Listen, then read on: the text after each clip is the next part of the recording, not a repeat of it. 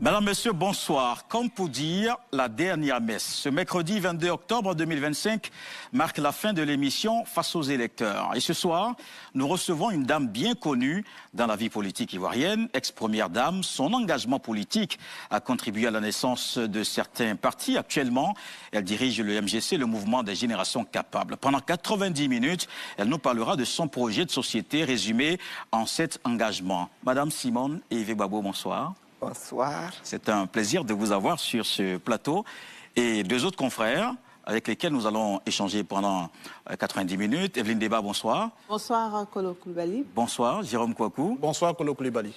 Madame la présidente du MGC, c'est la première fois que vous participez à une élection présidentielle. Dites-nous pourquoi Simone Yves Gbagbo est candidate. Vous savez, Simone Yves Gbagbo s'est intéressé à la politique depuis très longtemps. Et j'avais dans mon esprit un projet, une vision pour la Côte d'Ivoire. Et avec cette vision-là que j'ai traînée avec moi tout le temps, j'ai mené toutes sortes d'activités pour amener mon pays là où cette vision-là me conduit. Et je considère que beaucoup de travail a été fait, beaucoup de chantiers ont été réalisés, mais la vision n'est pas encore entièrement accomplie. Et il faut continuer de travailler. Il faut créer cette Côte d'Ivoire-là. C'est cela qui m'amène. Et justement, vous venez dans cette arène politique et surtout dans cette compétition électorale avec des propositions que vous résumez en 7 engagements. La réconciliation est au cœur justement de ce projet que vous proposez. Vous entendez justement mettre l'accent sur la réconciliation alors que dans le quotidien, on le remarque tous, les Ivoiriens se parlent, ils vivent ensemble. Est-ce que finalement le problème, c'est pas au niveau de vous, les hommes et femmes politiques? Vous croyez ça? Vous allez dans la campagne, vous verrez qu'il y a encore beaucoup de problèmes. Le pays a connu la guerre. Notre pays a connu la guerre. Des Ivoiriens ont versé le sang d'autres Ivoiriens.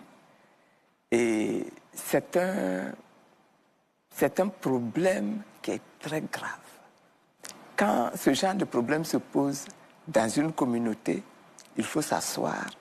Il faut traiter le problème. Il faut ramener la concorde dans la société, dans l'équipe. Et c'est pour ça que je fais de ce point-là, de la réconciliation, mon premier pilier, n'est-ce pas, dans le programme que je déploie. Il y en a d'autres. Il y a la transformation qui est le deuxième pilier. On aura l'occasion d'en parler. Je suis sûr qu'on en parlera, comme vous dites. Et puis, la souveraineté qui est le troisième pilier. Mais la réconciliation est quelque chose d'extrêmement important. Dans ce pays-là où nous habitons, nous avons un État, nous avons un territoire qui a été dessiné par le colon.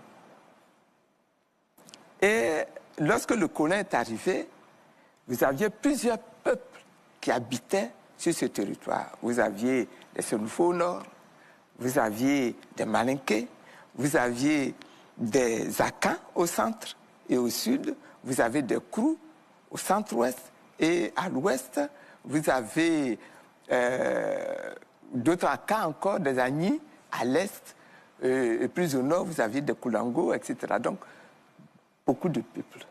On dit une 60aine d'ethnies. Il faut faire de cette 60aine d'ethnies-là un peuple uni. Un peuple soudé. La crise qui est venue a divisé ce peuple. Il faut refaire cela. Il faut ressouder ce peuple. Pendant cette crise-là, il y a eu des morts. Les morts, il faut également leur rendre hommage pour que les âmes reposent en paix. Pendant cette crise-là, il y a eu beaucoup d'attaques qui ont provoqué beaucoup de chagrin, beaucoup de tristesse. Il y a eu beaucoup de biens qui ont été détruits. Il y a eu des hommes et des femmes qui ont perdu les terres, qui ont perdu leurs champs, qui ont perdu leur emploi. Et tout cela là est à régler. C'est à régler. Il faut obtenir le pardon. Que ceux qui ont encore du chagrin dans le cœur, que ceux qui ont encore de la tristesse dans le cœur, que ceux qui ont encore du ressentiment dans le cœur, qu'ils puissent accepter de pardonner. Que ceux qui ont commis des actions inacceptables acceptent de demander pardon. Et que lorsqu'ils ont demandé pardon, ceux qui ont subi, qui ont été victimes, acceptent leur pardon et pardonnent effectivement. Et puis, tous ces biens qui ont été perdus, lorsqu'on les récupère, il faut les restituer à leurs propriétaires. Ceux qui ont perdu leur emploi, qui ont perdu leurs ressources, ceux-là, il faut les dédommager. Il faut que l'État agisse pour les dédommager. Vous voyez, quand je dis réconciliation, je dis tout cela. Evelyne? Simone Babo, bonsoir. Quand vous parlez de réconciliation, c'est votre premier engagement, on l'a vu, mais on sait que votre propre camp politique est divisé. On a le FPI, le PPACI, ensuite le MGC. La gauche ivoirienne est fragilisée, fragmentée. Oui. Êtes-vous crédible pour parler de réconciliation? La réconciliation que vous prônez ne doit-elle pas commencer par la réconciliation de votre propre camp? Vous voyez, vous dites la gauche est divisée. Qu'est-ce qui a provoqué la division de la gauche? C'est la crise. La gauche qui est divisée, c'est une des conséquences de la crise que la gauche a subie. Et donc, là aussi, c'est un chantier, je suis d'accord avec vous. Mais la gauche, là, elle est victime de cette crise, de cette guerre. Et il faudra s'asseoir, il faudra traiter la question. Ce n'est pas plus facile de régler ce problème que de régler le problème de la réconciliation avec les autres ethnies. Hein. C'est le même chantier. C'est le même chantier. Autant il faut régler le conflit interne à la nation, autant il faut régler le conflit interne à la gauche. Mais la division de ce pays, la division de la gauche, tout cela, c'est la conséquence de la crise. Quelle est la priorité? Si vous n'arrivez pas à réconcilier la gauche, est-ce que vous êtes crédible, vous, pour parler de réconciliation des Ivoiriens? Mais pourquoi moi? Pourquoi est-ce que je serais plus crédible ou moins crédible que d'autres? Pourquoi vous dites que je n'arrive pas à réconcilier la gauche? Je parle avec ceux qui acceptent de parler, mais c'est un chantier. Il y en a qui vont accepter, il y en a qui ne vont pas accepter dans un premier temps, et puis qui vont accepter dans un deuxième temps. C'est un travail qu'il faut mener. Jérôme, coucou. Madame la candidate, vous l'indiquez dans votre programme que j'ai pu parcourir, que la réconciliation pour vous passe nécessairement par la restitution des terres qui ont été confisquées. Et là, je regarde l'Ouest qui a beaucoup de problèmes liés au foncier. Madame, en le faisant, est-ce que vous ne risquez pas là de déclencher une autre crise liée au foncier en Côte d'Ivoire? Qu'est-ce qu'il y aurait comme nouvelle crise liée au foncier? Vous ne voulez pas que ceux qui sont venus abusivement récupérer des terres qui ne leur appartiennent pas, vous ne voulez pas qu'on leur reprenne les terres qui ne leur appartiennent pas? D'abord, comment est-ce que le pays, comment on le met en marche? Mais ça, c'est les études qui permettent de faire cela. C'est les enquêtes qui permettent de faire cela. Les populations qui étaient dans leurs champs, dans leurs plantations, dans leurs villages, ils se connaissent. Ils connaissent leurs propriétés. Ils connaissent leurs champs. Si ces champs-là leur ont été arrachés, ils sont bien placés pour les savoir. Ceux qui aujourd'hui ont ces champs-là, on peut les reconnaître, on peut les identifier. Et si on les identifie et qu'effectivement on constate qu'ils sont venus prendre des terres qui ne leur appartiennent pas, il faut s'asseoir et puis traiter cette question. Vous pensez qu'il y en a? Aujourd'hui encore, quand vous allez à l'ouest, vous avez des villages entiers où le paysan ne peut plus aller dans son champ. Parce que le champ est occupé. Ça, aujourd'hui encore. Ce phénomène existe.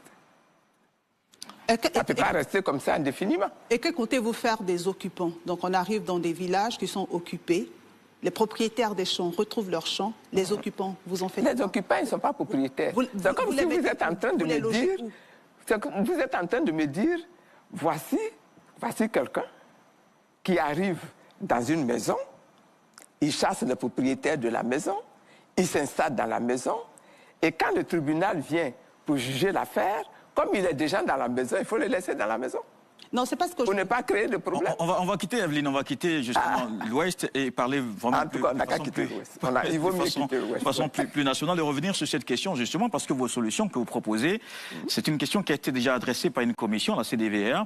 Est-ce que vous pensez que c'est un travail qui a été mal fait? Est-ce que ça a été traité? Est-ce que les conclusions de cette commission-là, est-ce que les conclusions ont été traitées?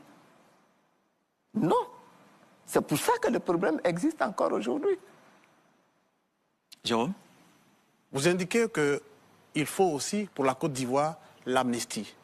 Amnistie, est-ce que cela signifie que des personnalités comme Laurent Gbagbo, Tidiane Thiam, Guillaume Soro ou Charles Blé Goudé seront réhabilités? Leur nom, qui n'est plus sur la liste électorale, ils seront réhabilités. Ceux qui sont à l'extérieur, vous créerez les conditions pour qu'ils rentrent tous au pays. C'est cela, votre amnistie? L'amnistie, ça signifie quoi? L'amnistie, c'est le pardon que l'État donne aux citoyens pour régler un conflit. C'est une voie pour régler un conflit. Quand la Côte d'Ivoire a été attaquée en 2002 par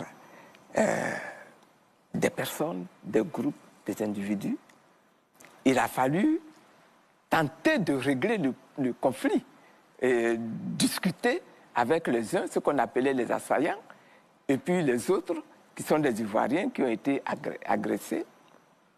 Le premier acte, à cette époque-là, que le président Gbagbo a pris pour permettre même que l'on s'asseye pour dialoguer, ça a été de voter une loi d'amnistie de toute l'agression de l'État ivoirien par la rébellion. L'amnistie, c'est la façon, comment je pourrais dire, politique de régler ces conflits-là. Par-dessus le marché, dans le cas de M. Gbagbo, il a été traduit devant les tribunaux de la CPI. Il a été jugé, il a été acquitté. Ici, le gouvernement lui a intenté un autre procès concernant les fonds de la BCEAO. Et il a été jugé par les tribunaux, condamné à 20 ans, et puis on lui a enlevé également ses droits civiques. Mais ce procès-là, du président Gbagbo, c'est un procès unique, c'est un procès inacceptable. Mais le procès a été conduit, il a été condamné, et depuis, je dis que la seule solution aujourd'hui, puisque le tribunal, il a jugé, la seule solution aujourd'hui pour régler ce problème-là, c'est une loi d'amnistie que le chef de l'État doit faire voter. Sinon, quand on regarde même le contenu du procès, qu'est-ce qu'on reproche à M. Gbagbo pour le condamner à 20 ans? D'avoir été prendre l'argent de la BCEAO. Il n'est pas le seul, il y a d'autres... Oui, mais moi je prends le cas de M. Gbagbo. Je n'ai pas demandé d'amnistie pour les autres. Je n'ai pas demandé d'amnistie pour M. Thiam. Il n'a aucune raison d'être amnistié de quoi? Par contre, l'amnistie serait valable pour le président Gbagbo. Uniquement pour lui? Oui, parce que c'est lui qui a été jugé. Est-ce que vous prenez en compte Guillaume Soro? Oui, il y a Guillaume Soro également. Vous le prenez en compte? Du cas Charles Blé Goudé. Charles Blé Goudé également. C'est le même procès. C'est le même procès. Soro Guillaume, c'est un autre problème encore. Il n'est pas concerné par l'amnistie, c'est ce que vous le dites? Moi, j'ai dit qu'en ce qui concerne M. Soro Guillaume, il y a un autre problème qui le concerne. M. Soro Guillaume a conduit la rébellion dans le pays. Il a conduit la rébellion dans le pays. En tout cas, il a déclaré qu'il était le chef de la rébellion. Vous n'oubliez rien, madame. Comment? Vous n'oubliez rien. Si moi devais Gbagbo sur ce point, j'ai du mal à vous suivre. Qu'est-ce que j'oublie? Je ne vous oublie rien. Qu'est-ce qui a conduit la rébellion pour nous? C'est du passé, je pense. Ah oui, c'est du passé aujourd'hui. Oui, c'est ça. Oui. Evelyne? Si je pense, j'ai du mal à vous suivre. Allons-y. Vous parlez de réconciliation, vous parlez de pardon. En même temps, vous présentez l'amnistie comme étant sélective. C'est-à-dire que cette amnistie, pour vous, concerne certaines personnes et ne concerne pas d'autres personnes. Est-ce qu'on n'est pas en train de creuser le nid d'une autre crise? Non, pas du tout. Je parle du dossier de M. Laurent Gbagbo. J'ai dit, dans son cas, il faut, si on veut obtenir la réconciliation, prendre une loi d'amnistie le concernant. C'est son cas que j'étais en train de traiter. Je n'étais pas en train de traiter le cas des autres. Maintenant, vous me dites, M. Blé Goudé. M. Blé Goudé, j'ai dit, c'est pareil, lui aussi. Il devrait bénéficier d'une loi d'amnistie. Vous me dites, M. Soro Guillaume. On est obligé de prendre cas par cas. M. Soro Guillaume, il a conduit la rébellion en Côte d'Ivoire. Si on a eu des morts, si on a eu du sang versé en Côte d'Ivoire, M. Soro Guillaume en est responsable. Il ne mérite pas votre pardon. Madame la Présidente. Ah si, c'est pour ça que je dis il faut s'asseoir. Que celui qui a commis une faute, qu'il demande pardon. Madame la candidate, sur ça, on vous a compris. Celui qui est victime, qu'il accepte de pardonner. Voilà ce que j'ai dit. Hein. Madame la candidate, maintenant, finalement, ça pose peut-être le problème de la forme, de comment la réconciliation va se faire si vous êtes élu. Est-ce que ce sera, parce que vous avez dit, je vous emprunte vraiment le mot, réunifier les âmes, c'est votre objectif, parlant de la réconciliation. Est-ce que ça va prendre la forme d'audience foraine, de forum de réconciliation, de tribunal Gachacha, comme on a vu au Rwanda en 2001, après la crise de 1994? Qu'est-ce que ça va prendre comme forme pour arriver à cette réconciliation, cette réunification des âmes? Je pense qu'il faudra passer par plusieurs processus. Le cas du Rwanda est un très bon exemple qui a permis d'organiser des discussions, même dans les villages, entre ceux qui se sont sentis victimes et ceux qui ont porté des actes, n'est-ce pas, répréhensibles, avec le concours même des chefs traditionnels, avec le concours même du droit coutumier traditionnel pour régler les problèmes. Je pense qu'ici, il sera intéressant de mener des discussions avec les différentes ethnies que constitue la Côte d'Ivoire, pour qu'ensemble, on passe un pacte de non-agression définitive entre les différents peuples que constitue la Côte d'Ivoire. Nous allons maintenant passer à la deuxième partie, la transformation. Et dans cette deuxième partie, nous allons parler de transformation socio-économique, en commençant justement par le secteur éducation-formation. Vous estimez que c'est vraiment l'un des piliers du développement de la Côte d'Ivoire. Quelle est la place justement dans votre projet de société et comment vous allez décliner l'éducation et la formation pour que ce soit effectivement un pilier de développement? Vous voyez, l'éducation permet de former l'homme, depuis son jeune âge jusqu'à son âge où il intègre, où il s'insère dans la société. Il faut lui apporter la connaissance, il faut lui apporter la formation, il faut lui changer sa mentalité, il faut lui inculquer les valeurs, il faut lui apporter la science.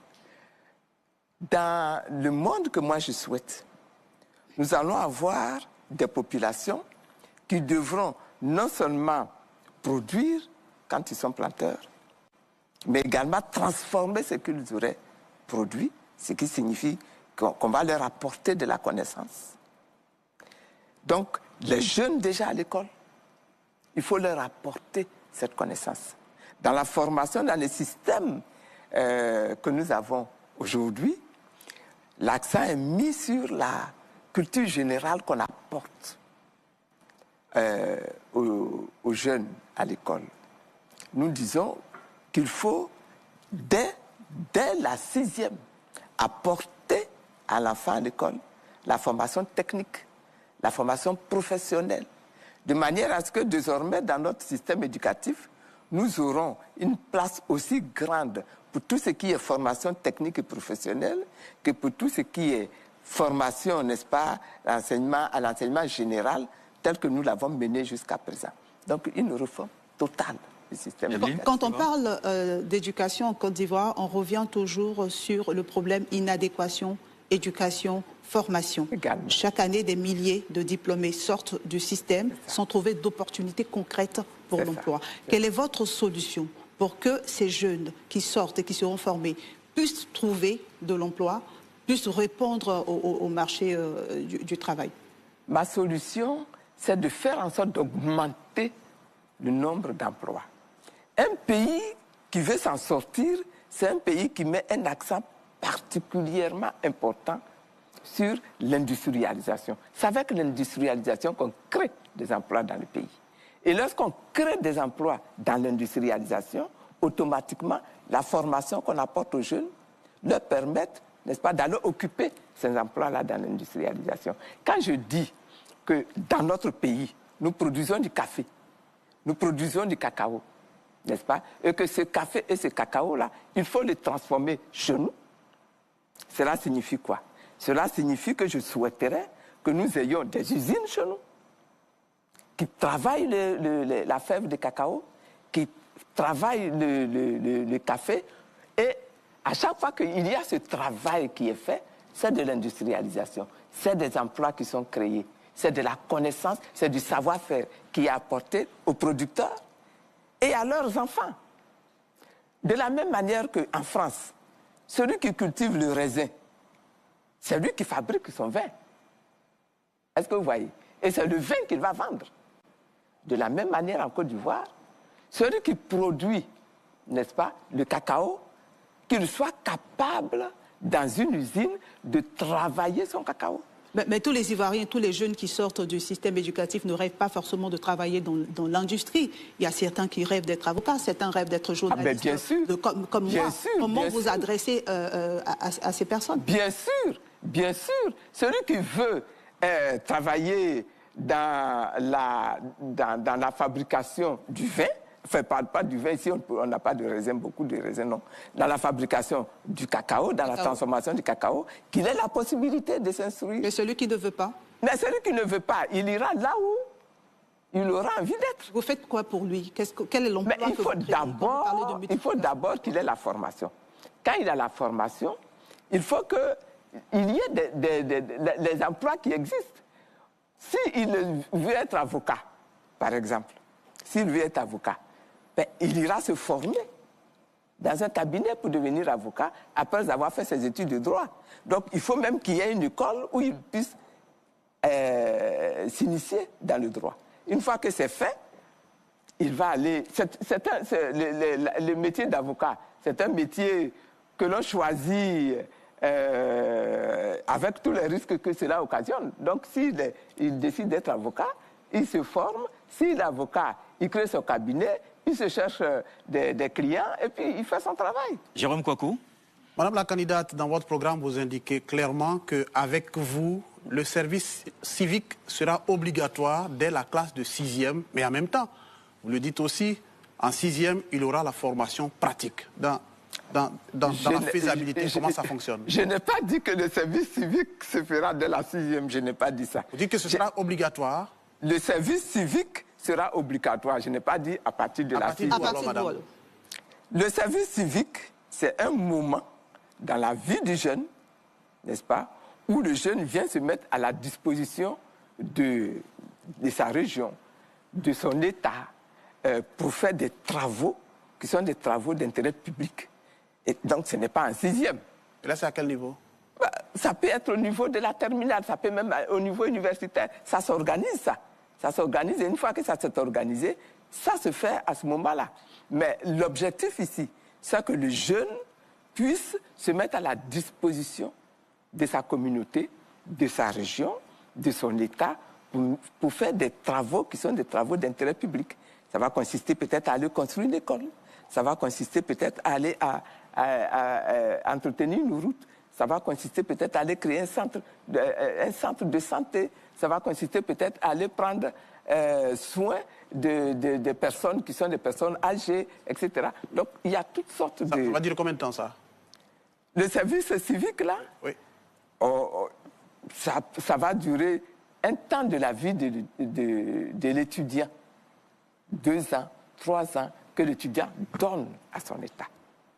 Il va donc c'est différent. Il va allier formation et en même temps le service civique. Pendant qu'il se forme à l'université, il va faire ce travail. Oui. Il va allier les deux. Oui, il va allier les deux. Est-ce que c'est ce que vous avez appelé justement la transformation mentale? Parce que pour vous, il faut de valeur. Vous savez que je considère que notre pays, à cause de la crise là, les valeurs se sont vraiment, je dirais, enfuies. Quelle valeur par exemple? Comment? Quelle valeur par exemple? La valeur d'honnêteté, la valeur du travail, la valeur d'intégrité. Beaucoup de choses se sont enfuies de notre pays. Mais on voit quand même des jeunes qui sont engagés pour leur communauté, de plus en plus. Heureusement, et c'est pour ça qu'il faut renforcer cela, il faut consolider cela. Il faut faire en sorte que tous ces jeunes-là, en grand nombre aujourd'hui, malheureusement, qui se donnent à la drogue, il faut faire en sorte de pouvoir les rattraper autant que faire se peut. C'est une jeunesse aussi qui aspire à s'insérer de façon socio-professionnelle. Oui. Et dans votre projet, vous avez dit que vous allez créer des emplois de transition avec 50 000 bénéficiaires par an. Emplois de transition alors que les jeunes sont en quête de stabilité. Oui. Pourquoi? Mais parce que quand ils sont dans le service civique, c'est les emplois qu'ils font là. Ce n'est pas forcément ce qu'ils veulent faire dans leur vie. Est-ce que vous voyez? Ils veulent être avocat, par exemple. Mais lorsqu'on fait le service civique, ce n'est pas l'emploi d'avocat qu'on le forme. C'est à une activité sociale, une activité, n'est-ce pas, d'aménagement peut-être qu'on va l'utiliser. Voilà. Quand vous parlez des valeurs, sur la question des valeurs, vous avez cité tout à l'heure la valeur du travail. Et j'ai besoin de comprendre, est-ce que vous êtes en train de dire que les Ivoiriens n'aiment pas travailler?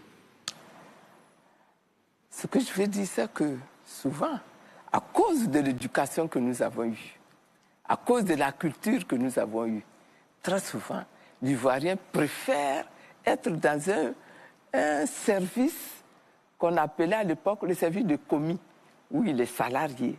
Vous voyez, souvent, l'Ivoirien préfère ce type de métier-là à l'activité industrielle ou quelquefois, c'est les muscles qui sont plus sollicités, c'est l'intellect qui est plus sollicité, mais d'une autre manière. Et ça demeure un travail. Ah ben oui, ça demeure un travail, mais ce travail-là, il faut également l'y habituer. Il faut l'y habituer. Alors, on va continuer encore avec les questions d'emploi, notamment avec les questions de jeunesse. On parlera aussi de santé. Et Jérôme Kouakou, justement, vous avez des questions sur la question de la jeunesse et notamment de l'insertion professionnelle. Vous pourrez aussi parler de santé puisqu'il s'agit de transformation dans cette partie. Alors, je veux juste rebondir sur ce rapport. Il est un peu plus récent de Amnesty International qui estime qu'en Côte d'Ivoire, de bonnes lois sont prises, mais le problème réside dans son application. Madame, quand vous dites que vous allez contribuer à moraliser la société ivoirienne, est-ce qu'il ne faut pas aussi regarder du côté des autorités? Comment vous entendez donner l'exemple vous-même? Moi, j'essaie à mon niveau de faire ce que je peux pour être dans l'intégrité, pour être dans l'honnêteté, pour être dans le sérieux, pour être dans l'efficacité. J'essaie à mon humble niveau de faire cela. Mais ça, c'est pour moi. Mais mon souhait, c'est qu'effectivement, l'Ivoirien cultive ces valeurs-là, la valeur de compétence. N'est-ce pas? Pour que l'on puisse nommer quelqu'un à un poste parce qu'effectivement, cette personne est compétente. Et non pas parce que cette personne est de notre ethnie, et non pas parce que cette personne est de notre village. Est-ce que vous voyez? Valeur de compétence, valeur de crainte de Dieu. Je considère que dans la société ivoirienne, là, nous devons développer la crainte de Dieu. Si nous craignons Dieu, nous allons craindre de nous attaquer à la vie des autres. Vous allez associer les hommes de Dieu peut-être? Les hommes de Dieu seront sollicités, mais ce n'est pas seulement sur les hommes de Dieu que cela doit reposer, dans l'éducation même que l'on donne à l'enfant. Cela doit être également développé. Sur la question de la santé, vous promettez la gratuité des soins. Vous parlez de 100 nouveaux centres de santé. Vous parlez de formation de 5 000 agents de santé par an. avec seulement 70 milliards de francs CFA par an. Vous parlerez du budget certainement. Mais quand on regarde du côté des propositions de votre adversaire, notamment le RHDP, lui, il parle de recruter 44 000 infirmiers, 2 000 sages-femmes, près de 3 000 médecins. Quand on compare avec vos propositions, n'êtes-vous pas en deçà des besoins réels du pays? Les besoins sont énormes. Les besoins sont énormes. Mais moi, je préfère y aller dans la sagesse. Si l'État réussit à mobiliser suffisamment d'argent pour former plus, il faudra le faire. Mais ce n'est pas la peine d'annoncer des chiffres grandiloquents que finalement, après, on ne va pas respecter. Ne faut-il pas en faire une priorité? Une priorité de quoi? Malheureusement, dans ce pays, comme dans nos pays d'Afrique, tout est prioritaire. L'école est prioritaire, mais la santé également est prioritaire. La formation est prioritaire. La recherche est prioritaire. Vous voyez? La bonne industrialisation du pays est prioritaire parce que tout cela s'emboîte. Tout cela est lié. Nous disons par exemple que dans le domaine de la santé, il va être important de créer l'AMU. Je ne parle pas du SEMU qui existe actuellement, mais j'ai dit l'AMU. C'est quoi la différence? La différence, c'est que vous mettez en place une véritable assurance maladie, où les gens peuvent se soigner, où les gens peuvent acheter les médicaments, où les gens peuvent aller faire les examens dans des laboratoires, et tout ça, c'est effectivement pris en charge. Et où tout le corps social est pris en considération avec plusieurs caisses. Une caisse pour les planteurs, une caisse pour les commerçants, une caisse pour les fonctionnaires, etc. De manière à ce que la chose soit menée non seulement au niveau de la prise en charge de la santé, mais même jusqu'à l'organisation de la prise en charge des retraites pour ceux-là qui n'ont pas de salaire et qui donc ne cotisent pas la retraite, une forme d'organisation, d'association qui leur permettent de prendre en charge leur retraite quand ils sont devenus vieux. C'est tout à fait au-delà de ce qui est fait aujourd'hui. Hein. Madame, sur le volet santé, oui, justement, on sait que vous êtes très attachée à la tradition et vous dites, si vous êtes présidente, la médecine traditionnelle sera industrialisée. Cela signifie qu'on retrouvera donc les médicaments de la médecine traditionnelle en pharmacie. Est-ce que, comme c'est le cas d'ailleurs au Ghana, est-ce qu'en le faisant ainsi, vous ne craignez pas d'avoir, par exemple, sur vos dos, les grosses firmes pharmaceutiques? Cher ami, si on veut avoir peur de cela, là, on ne bougera pas, on ne fera jamais rien. On se laissera toujours assujettir par les gros requins qui vont tout avaler, et ils sont prêts à tout avaler. Hein. Mais on doit se battre pour également faire notre petit chemin là-dedans. La pharmacopée traditionnelle, elle est très riche. Et les Occidentaux même viennent chez nous pour prendre nos plantes, pour aller faire leurs médicaments qui viennent nous revendre. Pourquoi est-ce que nous n'en ferons pas autant? Simone Eveille-Babo, vous êtes une femme, vous connaissez les difficultés des femmes en Côte d'Ivoire, difficultés accès à l'éducation, difficultés dans la politique. Vous êtes une femme en politique et vous êtes bien placée pour le savoir. On s'attendait à une place beaucoup plus importante accordée à l'épanouissement de la femme, à la protection de la femme dans votre programme. Cela me semble ferme. Quelles sont vos solutions pour que la femme ivoirienne en Côte d'Ivoire soit protégée, soit épanouie, puisse être éduquée et réaliser ses rêves? Bon, la première chose, c'est que la femme puisse aller à l'école. Ça, c'est un combat qu'on a mené, que j'ai mené depuis ma jeunesse. Que la femme ivoirienne puisse avoir le droit d'aller à l'école. Aujourd'hui, on peut dire que ce combat-là, il n'est pas mon unique combat, il n'est pas un combat de moi seul, mais qu'aujourd'hui, en Côte d'Ivoire, quand même, les femmes qui vont à l'école, elles sont de plus en plus nombreuses. Donc, c'est le premier combat. Apporter aux femmes, de la même manière qu'on apporte aux hommes, la connaissance, le savoir, la technicité, pour qu'elles soient capables de mener leur vie dans la modernité comme n'importe quel homme. Deuxième chose, aider les femmes à accéder aux emplois. À ce niveau également, je pense qu'il y a beaucoup de choses qui ont été réalisées dans notre pays. Qui fait qu'aujourd'hui, vous trouvez des femmes directeurs d'entreprise, vous trouvez des femmes, même au niveau de la fonction publique, chefs de service, directeurs centraux, etc. Vous trouvez des femmes. Donc, il faut continuer à ce niveau-là. Il y a d'autres petites difficultés que les femmes ont. Par exemple, au niveau de l'acquisition foncière. La culture fait que beaucoup de femmes ne peuvent pas devenir propriétaires foncières dans leur village, dans leur région. Au village, comment ça se fait? Vous êtes femme, vous dépendez de votre père. Vous voulez avoir un terrain pour faire un champ, c'est votre père qui va mettre à votre disposition une terre. Et puis ensuite, vous vous mariez. Et quand vous êtes marié, qu'est-ce que vous proposez sur cette question? Laissez-moi finir de décrire d'abord. Vous êtes marié, vous dépendez de votre mari. C'est lui qui va mettre de la terre à votre disposition. S'il meurt, vous allez dépendre de votre fils. Si vous avez eu la chance d'avoir un fils, vous dépendez de votre fils. Et c'est lui qui va mettre de la terre à votre disposition.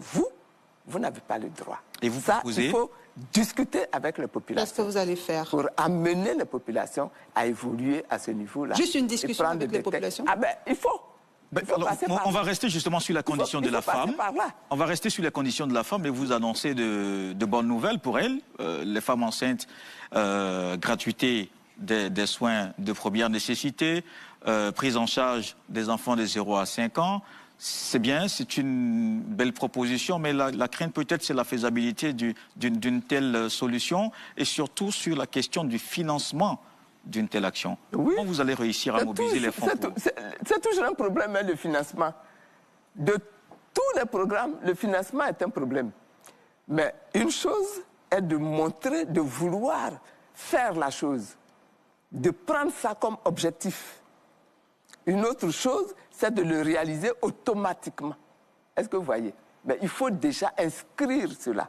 C'est pour ça que je dis, pour tout ce qui concerne les problèmes de santé, il y a l'assurance maladie qui permet au niveau des fonds, d'avoir des fonds de l'État, d'avoir les cotisations des intéressés, des individus, et de créer donc ces caisses-là qui permettent de prendre en charge et d'assurer la construction des établissements, la formation du personnel soignant, et puis également la prise en charge des frais d'accouchement, frais de laboratoire, etc. Monsieur, la condition de la femme, vous avez bien décrit la condition, seulement ce que je n'arrive pas à comprendre, vous dites on va discuter, parce que c'est culturel. Est-ce que discuter c'est suffisant? Je vais ajouter une seconde question sur toujours la condition de la femme, notamment ce qui concerne l'impunité. On assiste à une recrudescence de féminicides en Côte d'Ivoire. Les femmes sont victimes de violences basées sur le genre. Elles sont victimes de viols. Qu'est-ce que vous comptez faire pour les protéger, surtout pour mettre fin à l'impunité? À l'impunité. Bon, mettre fin à l'impunité, c'est mettre en œuvre, n'est-ce pas, tout ce qui est prévu déjà par la loi, comme sanction. Ce problème de féminicide, là, c'est un problème qui est un peu difficile à régler. Hein, parce que quelquefois, les femmes elles-mêmes n'osent pas porter le problème devant, n'est-ce pas, les tribunaux qui peuvent prendre des décisions. Elles portent les problèmes de plus en plus. De plus en plus, c'est tant mieux. Les problèmes sont portés tant mieux. devant les tribunaux. Mais ce n'est pas tous ces problèmes qui sont portés. Et une fois que les problèmes sont portés devant les tribunaux, il faut pouvoir regarder le comportement du juge, du policier d'abord, du juge ensuite. Là aussi, il y a de plus en plus, avec tout le travail de conscientisation qui se fait, il y a de plus en plus de bonnes réactions, n'est-ce pas?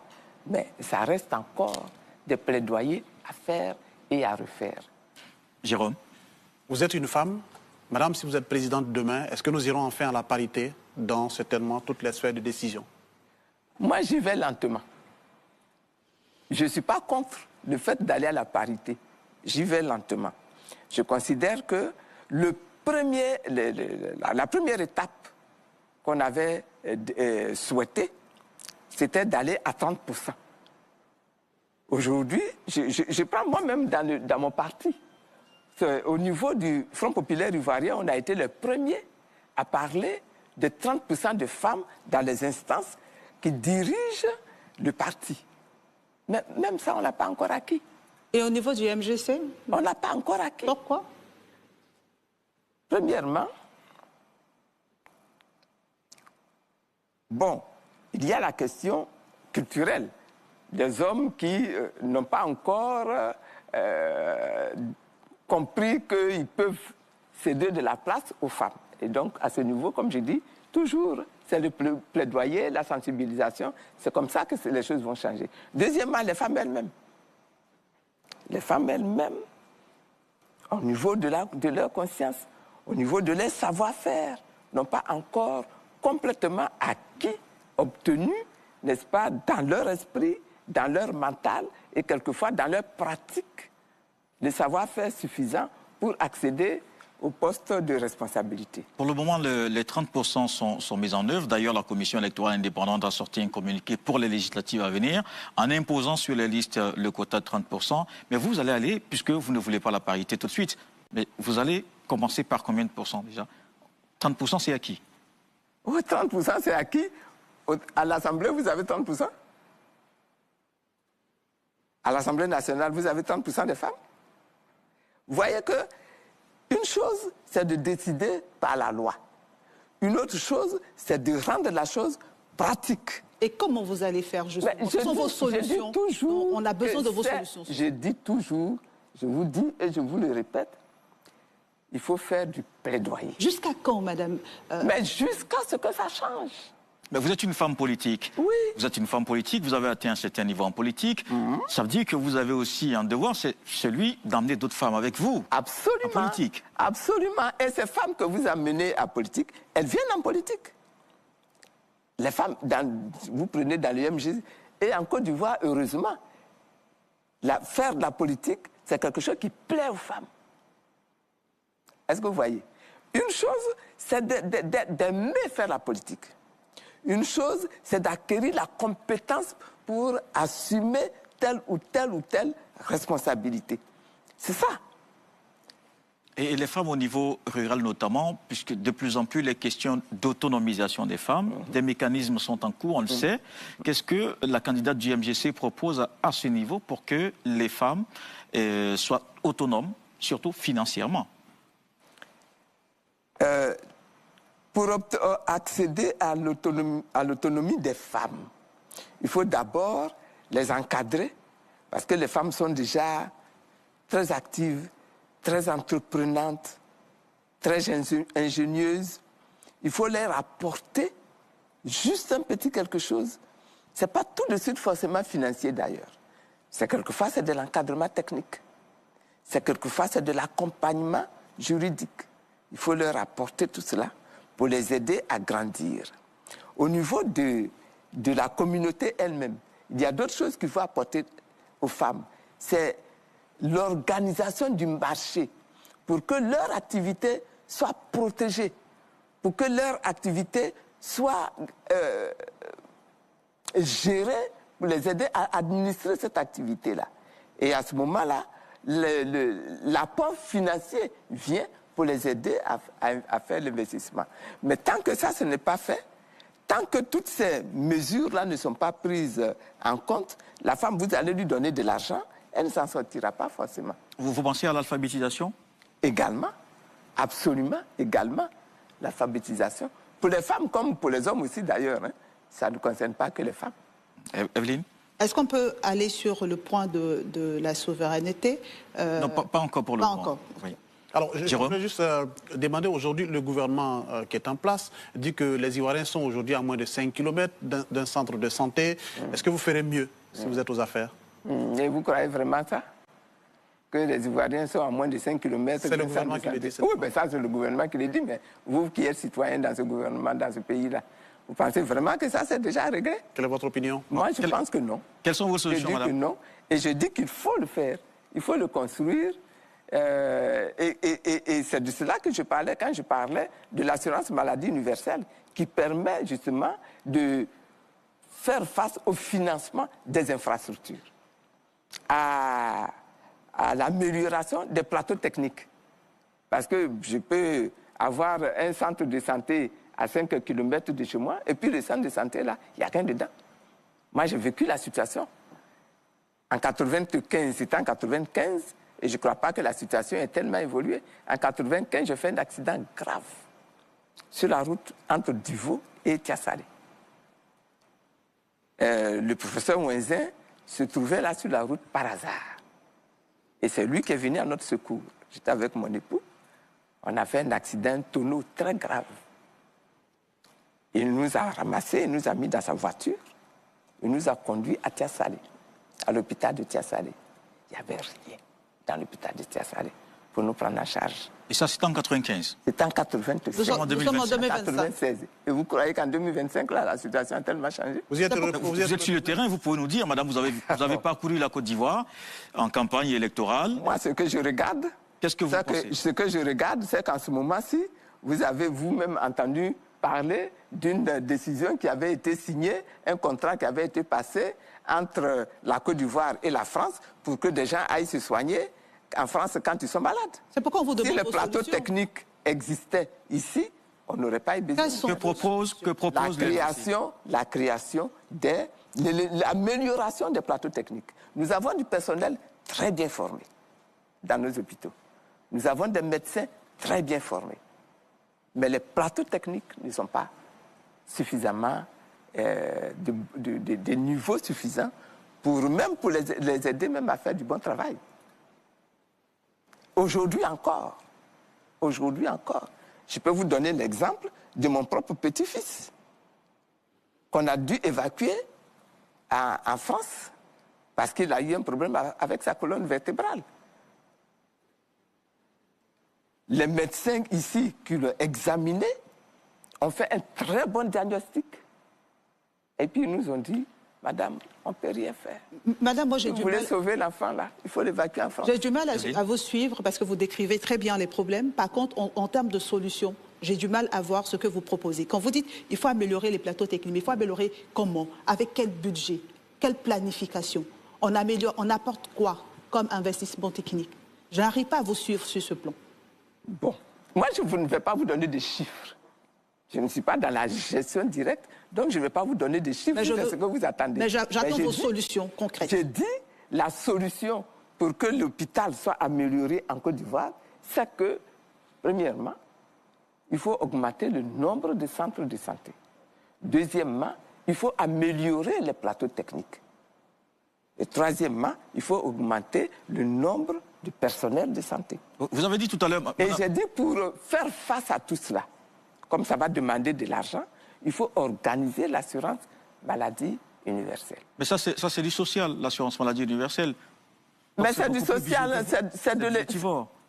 C'est budgétivore. Oui, puisque c'est du social. Mais forcément que ça va être budgétivore. Mais elle demande comment vous allez financer justement les plateaux techniques que vous voulez améliorer, etc. L'État a quand même un budget de santé. On est d'accord là-dessus? L'État a un budget de santé. Si toute la santé repose uniquement sur l'État, on ne s'en sortira pas. Vous allez faire appel au privé? C'est pour ça qu'il faut une contribution du citoyen lui-même. Et par l'assurance maladie, là, les citoyens cotisent. Il va cotiser beaucoup plus que maintenant. Vous voyez un petit peu les 1000 francs qu'on demande à chacun, là? Vous allez demander combien? Jérôme, vous allez demander combien? Non, Evelyne, juste la question des 1000 francs, vous allez demander combien? En tout cas, ce n'est pas 1000 francs. Ça sera combien? Ça sera plus. Ça va être un peu plus que 1000 francs. Jérôme, et ça va dépendre des capacités de chacun. Très bien. Madame, est-ce qu'avec vous... On ne va pas demander au ministre de payer 1000 francs et à la petite vendeuse dans le code de payer 1000 francs. Vous n'allez pas aussi, madame, faire une solidarité sélective? Mais pourquoi vous appelez ça sélectif? Parce qu'on ne cotise pas le même montant. Mais on ne cotise pas le même montant, mais on met dans la même cagnotte. Donc ça organise la solidarité. Jérôme? Madame, est-ce qu'avec vous, le personnel de santé, le personnel éducatif, dernièrement, il y a eu des grèves liées aux questions de primes. Est-ce que ces personnes-là, ces travailleurs-là seront mieux payés? Est-ce qu'ils auront un meilleur traitement salarial? Moi, je souhaite que tous les travailleurs aient un meilleur traitement salarial. Maintenant, entre le meilleur traitement salarial et les capacités de l'État, il y aura toujours des discussions à avoir pour savoir un petit peu comment est-ce qu'on équilibre à chaque fois la chose. Mais vous avez suivi la question. Je suis d'accord qu'il faut, quand on regarde les besoins aujourd'hui pour vivre décemment, on comprend que les enseignants demandent qu'on améliore leur niveau salarial. Et notamment la prime. Est-ce que ça fait partie des points que vous allez adresser si vous êtes élu? Ça fait partie des questions qui vont être discutées. Et puisqu'on parle de travail, madame, une dernière question sur la transformation, et on passera à la souveraineté tout à l'heure. Vous avez prévu un revenu temporaire pour les chômeurs. Un revenu temporaire pour les chômeurs. Parce que nous estimons que la prise en charge du chômage, c'est important.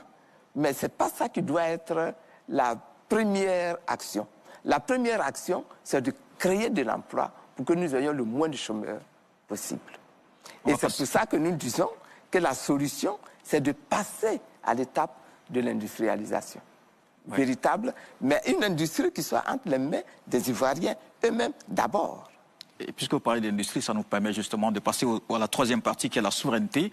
On aura l'occasion de parler d'industrialisation. On va commencer par ce qui peut porter justement cette économie. Vous mettez l'accent vraiment sur la souveraineté économique. On parlera aussi de diplomatie et pourquoi pas de sécurité. Quels sont les leviers, madame, pour construire cette économie prospère et inclusive dont vous parlez dans votre projet? Bon, alors, vous voyez jusque-là, lorsque nous prenons l'agriculture, je commence par l'agriculture. Lorsque nous prenons l'agriculture, nous voyons que ce que nous menons comme activité dans notre pays, c'est de produire, n'est-ce pas, dans l'agriculture, de récolter et puis de vendre brut ce que nous produisons. C'est le cas pour le cacao, c'est le cas pour le café, c'est le cas pour l'EVA, c'est le cas pour l'anacarde, c'est le cas, etc. Nous disons que la meilleure solution, c'est de transformer sur place. En transformant sur place ce que nous produisons, nous avons la possibilité de créer des emplois. Nous avons la possibilité d'augmenter la richesse du producteur. Parce que le producteur, il devient lui-même usinier. Il y a donc de l'emploi. Son fils qui sort de l'école et qui a appris comment est-ce qu'on travaille dans ce secteur-là va venir aider, de sorte que le cacao ne va plus être vendu brut, mais le cacao va permettre de produire, quand on prend la fève, de produire de la poudre de cacao, de produire du beurre de cacao. Lorsqu'on prend la cabosse du cacao, de produire de l'engrais avec la cabosse de cacao, de produire du savon avec la cabosse de cacao. Lorsque l'on prend le jus là qui coule du cacao, de produire du vinaigre avec le jus du cacao, de produire même du jus, et donc de valoriser, de rentabiliser tous ces produits-là qu'on jette au champ. On jette la cabosse au champ, on jette le jus au champ, etc. Vous voyez, et donc, en apportant de la valeur dans tous ces produits-là, on crée de nouvelles unités industrielles, on crée on prend de nouvelles initiatives au niveau industriel qui multiplient les emplois. Si les emplois sont multipliés, le jeune qui sort, il ne se trouvera pas au chômage. Transformation sur place, j'aimerais qu'on mette cela dans un calendrier. Avec quel délai? Quelles compétences? Est-ce qu'aujourd'hui, vous parlez de transformation du cacao, la fève de cacao, de tout ce qu'on jette, on peut transformer. Avec quelles compétences? Avec quelle logistique? Est-ce qu'on a le savoir-faire? Comment vous mettez en place la transition pour qu'on arrive à transformer tout localement? Ça a déjà commencé. Ça a déjà commencé. Je veux dire que la connaissance scientifique, ce n'est pas ça qui est le problème. Par contre, la connaissance technique, il faut la porter aux producteurs et aux jeunes. Mais c'est quelque chose qui est rapidement fait. C'est un encadrement qui est rapidement apporté. Ce n'est pas de très, très grandes choses. Le matériel technique pour monter l'usine existent déjà. Les moyens aussi? Les moyens financiers? Les moyens, est-ce que les moyens financiers aussi? Les moyens financiers n'existent pas, il faut les trouver. Il faut et comment vous allez faire pour les trouver? Il faut travailler avec les banques. Il faut travailler avec les opérateurs économiques. Sinon, malheureusement, on n'a pas encore créé notre monnaie pour dire qu'on va aller tourner la planche à billets pour sortir l'argent. C'est la raison pour laquelle j'ai parlé de délai. Dans quel délai comptez-vous mettre tout ça en place? Je raisonne pas en termes de délai. La première chose, c'est que le projet lui-même soit apporté, que cela intéresse, et puis on travaille avec les uns et les autres en allant les trouver, en leur montrant ce qui est capable d'être fait, ce qui est possible d'être fait. Et ça a déjà commencé avec des gens, avec des travailleurs, avec des paysans. On a déjà commencé à faire ce travail. Mais il faut le faire. Il faut également, quand je dis qu'il faut le faire, il faut également prendre le temps de faire découvrir ces produits-là. Parce que c'est quand les produits sont découverts que les gens s'habituent, que le marché se constitue. Donc, ce n'est pas quelque chose qui va se faire en un an, mais c'est quelque chose qu'il faut faire. Il peut se faire en combien de temps? 2 ans, 3 ans? Le mandat du 5 ans, je rappelle. Ah ben oui. En combien de temps ça peut se faire? Une fois que les 5 ans sont passés, la relève peut être réalisée par d'autres qui viennent par la suite. Donc, il ne faut pas se limiter dans un temps précis pour dire dans 3 ans, il faut que j'ai fini ça. Dans 2 ans, il faut que j'ai fini ça. En même temps, ça a un besoin. Une autre question, madame Jérôme. Oui. Pour financer tout cela, il faut de l'argent. Oui. Et pourtant, vous dites, Simone Gbagbo, président de la Côte d'Ivoire, ce sera la fin du franc CFA. Ce sera quoi donc la nouvelle monnaie, alors que l'éco est déjà engagé? Alors, quand je dis que ce sera la fin du franc CFA, je veux dire que c'est un acte de souveraineté également. Le CFA est une monnaie qui nous vient de la France, qui passe par le compte d'opération, n'est-ce pas, de la France. Mon souhait, c'est que pour financer notre économie, pour conduire notre économie, pour soutenir notre économie, nous ayons notre argent. L'argent, quand je dis notre argent, je veux dire nous, Africains, que nous ayons notre argent, que nous gérons nous-mêmes. Vous voulez parler de l'éco? L'éco ne vous dérange pas? Le nom ne me dérange pas. Si on s'entend avec les autres États africains sur ce contenu-là et qu'on appelle cette monnaie l'éco, ce sera l'éco. On a déjà l'étape de l'entente. Laissez expliquer. Allez-y, madame, expliquez-nous. Si on s'entend bien avec les autres États, parce que ça ne va pas être une décision unilatérale de la Côte d'Ivoire seulement. Il faut que ce soit une décision qui permette de construire au moins la sous-région. Sinon, petit à petit, le reste de l'Afrique. Et si on ne s'entend pas? Sachant que l'étape de l'entente a été franchie, l'éco, au niveau de l'éco, l'étape de l'entente a été franchie au niveau de la CEDEAO, les pays sont en train d'aller vers l'éco. On a déjà franchi cette étape. Ok. Donc vous dites, on met fin au franc CFA, on passe directement à l'éco, on a une monnaie de transition. Comment ça se passe chez vous? J'ai dit, on décide de sortir du CFA. On discute avec les autres. On s'entend avec les autres. Et on construit avec les autres. Pendant ce temps, on fait quoi? On utilise quelle monnaie? Pendant qu'on mène les discussions avec les autres, on construit... On décidera ensemble de quelle monnaie on va utiliser. Bon, alors, madame la présidente... Ce n'est pas une décision de la Côte d'Ivoire seule. Ça aura du mal à se vivre si c'est une décision de la Côte d'Ivoire seule. Mais si c'est une décision de toute la sous-région, on verra les différentes étapes ensemble. Mais pour le moment, vous êtes au franc CFA et c'est la monnaie que vous avez utilisée dans votre engagement. Oui. Vous parlez de la mise en place d'un fonds de souveraineté doté de 110 milliards de francs CFA. Est-ce qu'on peut savoir les raisons de la mise en place de ce fonds? Mais si vous n'avez pas de fonds de souveraineté, comment est-ce que vous gérez cette économie-là? Vous voyez, même à l'époque du cacao, lorsqu'il y avait la caisse de stabilisation, grâce à la caisse de stabilisation, il y avait un fonds. Mais aujourd'hui, il y a un régulateur. Il y a un conseil. Oui. Café Cacao. Oui, oui, mais le fonds, il faut ce fonds-là qui permet de soutenir toutes ces initiatives. On fera appel aux banques, mais pour que les banques elles-mêmes, elles suivent, il faudrait que les banques soient rassurées, n'est-ce pas, qu'il y a un fonds de souveraineté qui peut garantir tous ces investissements qui vont être faits. Et dans le secteur, par exemple, on va rester dans le secteur agricole, dont on a pris l'exemple tout à l'heure, avec Evelyne, vous avez parlé de la transformation. Vous projetez 30% de transformation industrielle, en tout cas en ce qui concerne le 30% du PIB à l'horizon 2030. Quels sont les secteurs sur lesquels vous voulez vous appuyer pour atteindre ce taux? Je rappelle qu'on est autour de 22,7% actuellement.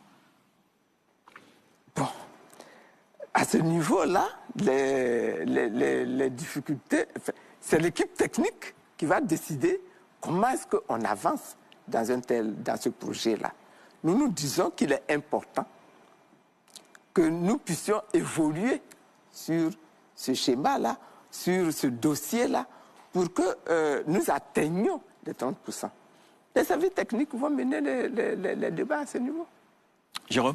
Madame, comment, dans ce programme économique, quelle sera la place des PME ivoiriennes? On le sait, l'économie en Côte d'Ivoire reste dominée par le secteur informel, le plus gros employeur d'ailleurs. Comment on aide ce secteur à se formaliser et à contribuer certainement donc, à l'économie de notre pays? Je regarde un petit peu ce secteur informel et je constate qu'il a besoin qu'on lui apporte, parce que dans ce secteur informel, vous avez du personnel qui a de la compétence.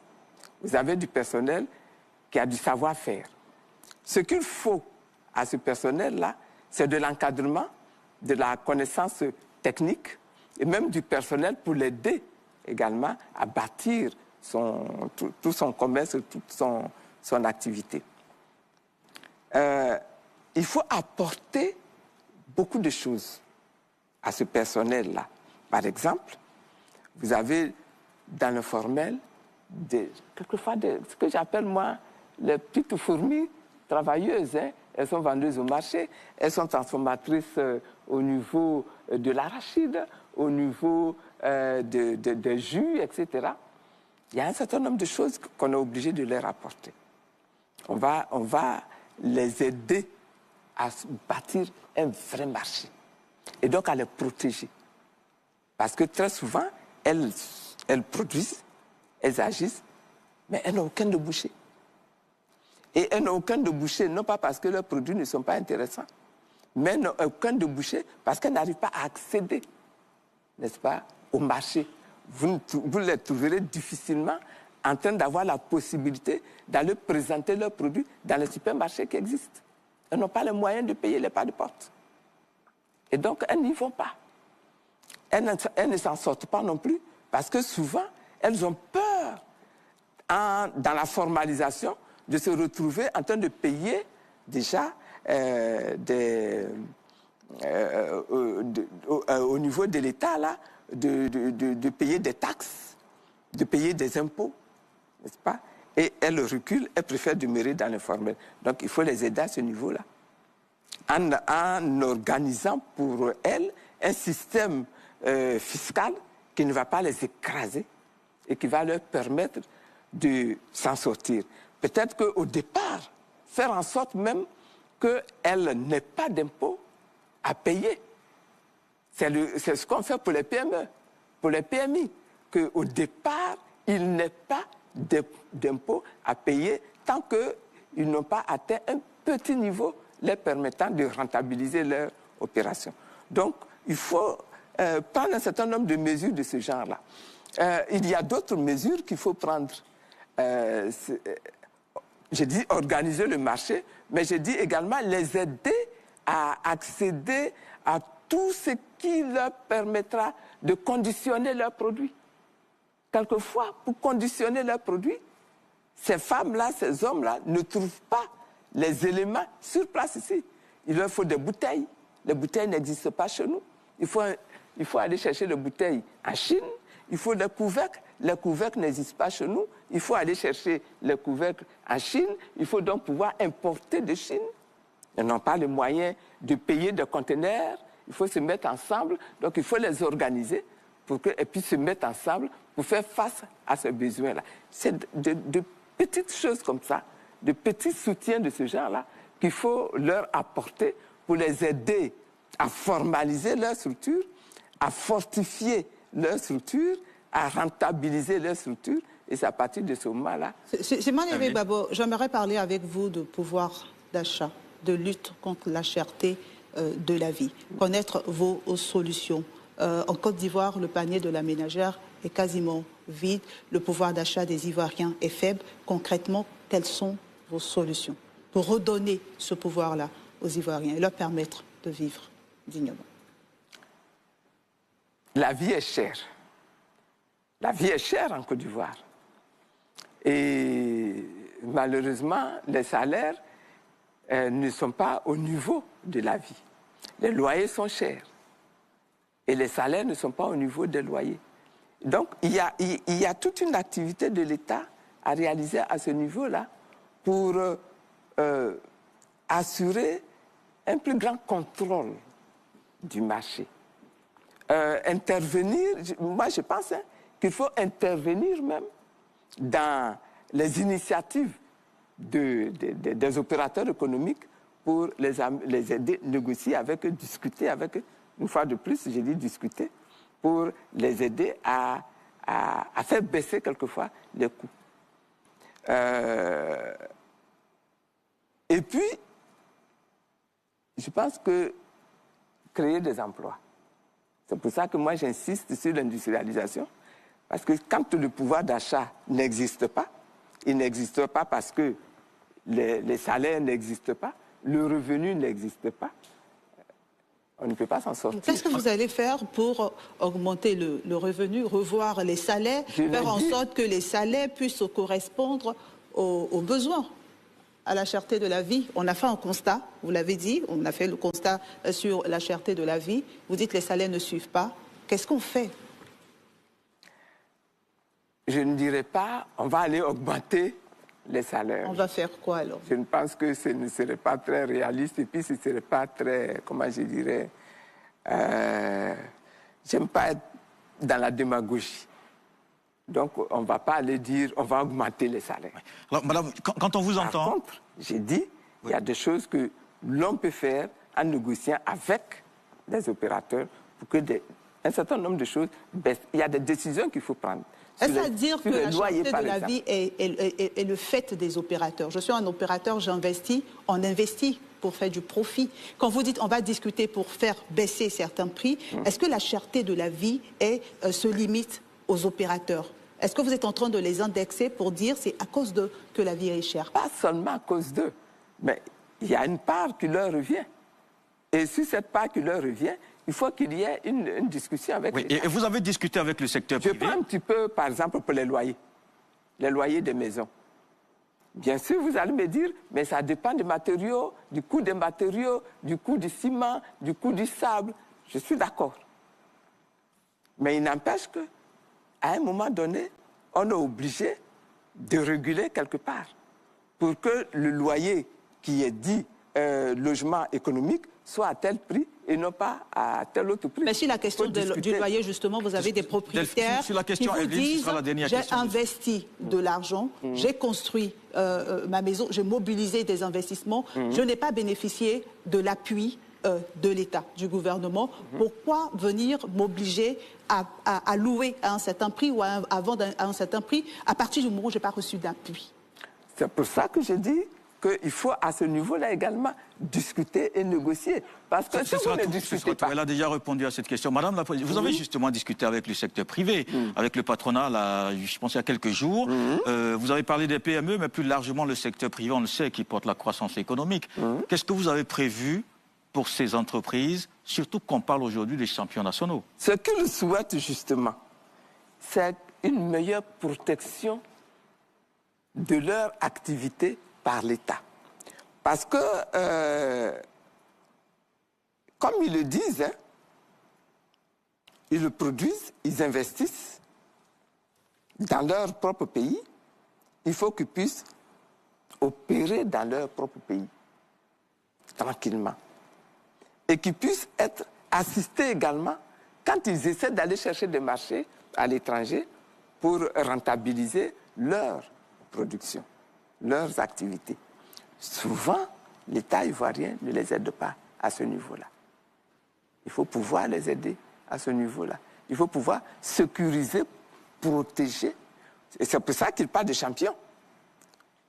C'est pour ça qu'il parle de champions, que nous ayons des Ivoiriens, opérateurs économiques, qui soient soutenus et qui deviennent des opérateurs puissants.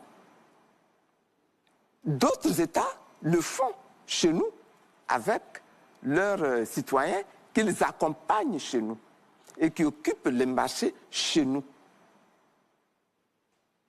Et ils souhaiteraient, et je le souhaiterais également, que nous puissions faire grandir des opérateurs économiques de chez nous qui vont pouvoir nous aider à maîtriser tous les circuits économiques chez nous et les aider à grandir pour aussi aller à la conquête d'autres marchés dans d'autres régions. Vous parlez de la bonne santé de l'économie, de croissance justement économique avec le secteur privé qui va jouer un grand rôle. D'après ce que vous dites, ça s'accompagne aussi de transparence et de lutte contre la corruption. Qu'est-ce que vous avez prévu en la matière? Comment? La lutte contre la corruption, c'est quelque chose d'extrêmement important. Et nous avons pensé qu'avec un certain nombre de dispositions qui vont être prises au niveau de l'administration, dont la grande nécessité de pousser encore plus loin tout le travail de digitalisation qu'il est en train de faire, qui va permettre le suivi de tout ce qui est investi, de la manière dont c'est géré, de la manière où ça atterrit, n'est-ce pas? On va pouvoir donc aider à réduire tout ce qui est processus de corruption tout le long des chaînes, de manière à ce que ce soit assaini et que donc à ce niveau-là, la corruption soit réduite, pour ne pas dire disparaisse complètement. Dans cette souveraineté que vous voulez en économie, il y a aussi cette souveraineté que vous voulez en diplomatie. Et vous parlez de diplomatie souveraine. Donc la Côte d'Ivoire en Afrique, dans la sous-région et dans le reste du monde. Qu'est-ce que vous entendez justement par diplomatie souveraine? La diplomatie, elle doit servir à améliorer les relations entre États, entre voisins, entre pays. Et donc, quand je dis souveraine, je veux dire que les rencontres qui vont avoir lieu, les décisions qui vont être prises dans l'intérêt d'abord de notre pays et non pas dictées par l'étranger. C'est ça que j'appelle la diplomatie souveraine. En quoi c'est différent de ce qui est en place actuellement? Alors, prenons le cas de l'AES. C'était ma question, justement. Ah oui? Allez-y, vous répondez d'abord, et après vous allez poser la question, Evelyne. Prenons le cas de l'AES. Nous avons 3 pays qui sont dans l'AES et qui sont nos voisins immédiats. Nous avons des populations entières de ces pays-là qui habitent chez nous. Par millions, on les compte. Et ils habitent chez nous. La diplomatie souveraine va nous amener à travailler avec ces pays-là, dans l'intérêt de nos États, pour régler un certain nombre de questions qui concernent nos pays, nos peuples, ensemble. Et non pas fonctionnant comme ce que nous voyons aujourd'hui. Comment? Où c'est des pays étrangers, particulièrement la France, qui se sentent en difficulté dans ces pays et qui demandent à la CEDEAO de venir mener leur combat pour eux. Evelyne? Justement sur la question de l'AES avec ce qu'on constate, que vous constatez comme relation avec la Côte d'Ivoire, ces pays qui ont tendance à s'isoler d'Abidjan, comment vous comptez ramener le dialogue? Est-ce que ces pays ont décidé de s'isoler de la Côte d'Ivoire? Moi, je ne crois pas. Dites-nous. Je ne crois pas que ces pays-là, le Burkina, le Mali, le Niger, aient décidé de s'isoler de la Côte d'Ivoire. Je ne crois pas du tout. Par contre, ce que je crois qu'il va être juste de faire, c'est de s'asseoir, de discuter avec ces pays, pour voir ensemble comment nous réglons le problème de la sécurité dans nos différents pays. Comment nous liquidons le djihadisme dans nos différents pays, aussi bien ici que dans les pays de l'AES. Comment est-ce que nous assurons, n'est-ce pas, la sécurité de notre espace aérien dans ces différents pays? Comment nous réglons le problème comment on appelle ça, des déplacements de population dans ces différents pays? Moi, j'aimerais comprendre votre analyse de la situation. Pour régler, il faut peut-être poser un diagnostic. Vous dites que vous ne croyez pas que ces pays ont décidé de s'isoler de la Côte d'Ivoire. Comment vous analysez la situation? Qu'est-ce qu'ils ont décidé de faire? Ces pays-là ont décidé de gérer les problèmes de sécurité qu'ils ont dans leur pays, de gérer les problèmes de démocratie qu'ils ont dans leur pays. C'est tout. Et il faut ce travail. Jérôme? Madame, vous parlez d'intégration, c'est bien, mais en même temps, comment on peut parler d'intégration alors que vous dites, si vous êtes présidente, vous allez mieux protéger les Ivoiriens contre la fraude sur la nationalité? Comment on peut vouloir en même temps parler avec les autres, s'entendre avec les autres et créer donc cette protection? Donc vous êtes en train de dire qu'il y a de la fraude sur la nationalité ivoirienne? Non, ce n'est pas ce que j'ai dit. Qu'est-ce que vous avez dit alors? C'est ce que j'ai cru comprendre. Qu'il y a de la fraude sur la nationalité ivoirienne. Et que cette fraude-là... Votre constat? C'est pas moi qui le constate. Non, je pense, madame, vous parlez peut-être de votre politique souverainiste, de votre protectionnisme, justement, puisque vous en avez parlé. C'est ce que vous dites dans votre programme. Hein? Que vous allez mieux protéger les Ivoiriens contre la fraude sur la nationalité. C'est inscrit dans votre programme. Oui, mais quand je dis que je vais mieux protéger la Côte d'Ivoire contre la fraude sur la nationalité, pourquoi est-ce que vous visez les pays de l'AES et que vous mettez ça en relation avec l'AES? Je dis, vous parlez d'intégration. Vous dites parler d'intégration et en même temps, l'intégration, de se protéger. Oui, se protéger, parce qu'effectivement, on fait le constat. Regardez le nombre de personnes qui sont arrêtées dans d'autres pays du monde, qui ont les papiers ivoiriens, et quelquefois, quand on fait les recherches approfondies, on se rend compte que ce ne sont pas des Ivoiriens. Mais c'est une fraude sur la nationalité ivoirienne. Mais cette fraude-là, elle est organisée peut-être à partir de la Côte d'Ivoire elle-même. Et il faut régler cela. Comment? En menant les enquêtes et en détruisant tous les circuits de fraude qu'on va découvrir. Puisque nous sommes à l'international, une dernière question sur la sécurité. On le sait, un peu partout dans le monde, c'est le terrorisme et puis les autres crimes au niveau transfrontalier. Comment vous voyez justement, vous, présidente, comment vous allez régler ou comment vous allez contribuer, vous l'avez dit dans votre programme, par le dialogue, vous l'avez dit aussi tout à l'heure, mais comment finalement, selon vous, il faut aborder cette question? La question transfrontalière, des conflits, qu'il y a dans le monde. Il faut s'asseoir et discuter avec ces pays-là. Il n'y a pas d'autre solution. Il faut appeler les Maliens, il faut appeler les Burkinabés, il faut appeler les Nigériens et il faut s'asseoir et organiser ensemble la sécurité à nos frontières. On va revenir en Côte d'Ivoire et parler de politique nationale. Certains de vos compagnons de lutte d'autres secteurs politiques ont demandé votre retrait dans la course à la présidentielle du 25 octobre. C'est un message que vous n'avez pas entendu, surtout que vous-même êtes à l'initiative de la CAPCI, cette coalition avec le PDCI-RDA, qui n'a pas de candidat à cette élection présidentielle. Mais vous n'avez pas entendu ce message. Non. Pourquoi vous continuez? Je continue et je n'entends pas ce message et je n'entendrai pas ce message. Je considère que nous sommes en train de participer à des élections. Mon point de vue, c'est qu'il faut compétir contre celui qui est là. Pendant des années, nous avons expérimenté au niveau du FPI tout au moins le boycott des élections. N'est-ce pas? Pendant des années, nous avons fait cela. En 1995, nous avons fait cela. En 2015, nous avons fait cela. En 2020, nous avons fait cela. Ça a donné quoi? Ça n'a rien donné. Lorsque vous n'allez pas des élections, celui qui est candidat, il gagne avec ses électeurs. C'est ça qu'est la loi. Et je considère qu'aujourd'hui, là, si on veut gagner des élections, si on veut voir le régime ivoirien changer, il faut aller aux élections. Et il faut être nombreux à aller aux élections. Evelyne? Donc on retiendra que vous tirez des conséquences du boycott que vous avez décrit. J'ai tiré des conséquences du boycott. Et j'ai tellement bien tiré les conséquences du boycott que lorsque nous avons créé la CAP Côte d'Ivoire, nous avons tous convenu. J'ai dit tous convenu.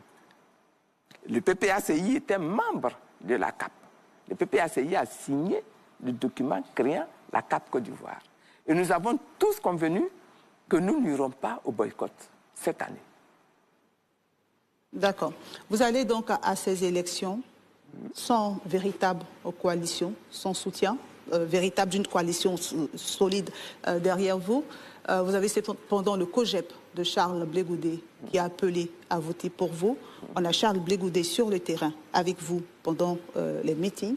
Si vous êtes élue présidente de la Côte d'Ivoire, quelle sera la place de Charles Blé Goudé dans votre gouvernement? Premier ministre, vice-président?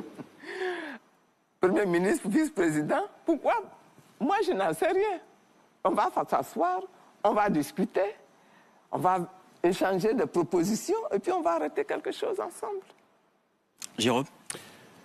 Madame, vous dites dans votre programme, et vous vous définissez comme une militante historique qui incarne le courage et la résilience.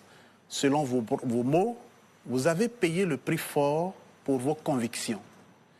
Est-ce qu'après avoir vécu tous ces événements, quelquefois douloureux, aujourd'hui encore, Simone Yves Gbagbo, l'ardeur et la verve qui vous caractérisent, tout cela ne s'est pas refroidi? Vous avez le sentiment qu'il y a quelque chose qui s'est refroidi? Je pose la question. Mais vous pouvez aussi tirer les conclusions. Non, je ne crois pas. Je ne crois pas. Je pense que, comme je disais tout à l'heure, au tout début, le défi n'est pas encore complètement réalisé. Le pays n'est pas encore construit comme moi je rêve de le voir et comme avec des autres amis dans le MJC, nous rêvons de le voir, ce n'est pas encore fait. Il y a encore du travail, il y a encore du chantier à mener. Moi, j'aimerais juste savoir sur si vous êtes élu, rupture ou continuité avec le mandat de votre ex-époux Laurent Gbagbo. Votre image, votre histoire, votre engagement politique, votre nom même, tout ça est indissociable de Laurent Gbagbo. Si vous et plus largement de la gauche, parce qu'on parlait de la coalition tout à l'heure, que va devenir justement cette coalition, même s'il y a des partis de droite à l'intérieur, comment vous allez fonctionner avec ces donc je termine ma question. Donc si vous êtes élu, est-ce qu'on aura une continuité du mandat de Laurent Gbagbo, notamment en termes de rêves, de propositions, où on a une rupture totale? Le président Gbagbo est de gauche. Moi aussi, je suis de gauche. Il y a un certain nombre de choses que nous partageons qui ne sont pas encore complètement réalisées. Par exemple, quand nous disons qu'il faut décentraliser totalement le pays, ce n'est pas encore achevé. Nous avons créé les régions. Nous avons créé même des conseils départementaux, mais nous rêvions également de communaliser totalement ce pays. Ce n'est pas encore fait. Nous avons aujourd'hui 202, je crois, communes dans le pays. Il est possible de créer dans ces communes près de 1200 communes. Le dossier est prêt. Le dossier avait été déjà traité au temps du président Gbagbo. Ce dossier-là, c'est sûr que nous le reprendrons pour communaliser totalement le pays. Donc ça sera une continuité. Décentraliser le pays. À ce niveau-là, ce sera une continuité. Par exemple, nous avons parlé de l'AMU. Nous allons reprendre l'AMU là où nous l'avions laissé. Et nous allons le continuer. Jérôme? Donc ça aussi, c'est la continuité. Mais tout ce que quand j'insiste sur la descente, sur l'industrialisation, à l'époque, nous n'avions pas monté ce dossier jusqu'à ce point-là. Aujourd'hui, je le propose, ça va nous permettre d'aller plus loin. Allez-y, Jérôme. Vous étiez première dame de 2000 jusqu'en 2010. Est-ce que vous vous sentez un peu comptable du bilan de la gestion de Laurent Gbagbo? On se sent toujours comptable de quelque chose auquel on a participé, première dame ou pas.